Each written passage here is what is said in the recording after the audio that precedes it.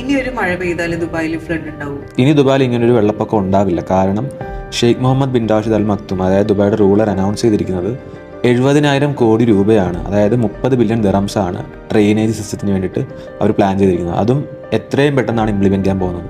ഇനി 100 വർഷത്തേക്ക്, ഇപ്പം ലാസ്റ്റ് ഫ്ലഡ് ഉണ്ടായതിൻ്റെ കാരണം എന്ന് പറഞ്ഞാൽ കഴിഞ്ഞ നൂറ്റാണ്ടിൽ തന്നെ ഏറ്റവും ശക്തമായ മഴ അതും ഒരു ദിവസം കൊണ്ടാണ് പെയ്തു തീർന്നത്. അപ്പോൾ പെട്ടെന്ന് അത്രയും മഴ പെയ്യും ദുബായ്ക്ക് അത് താങ്ങാനുള്ള കപ്പാസിറ്റി ഉണ്ടായിരുന്നില്ല.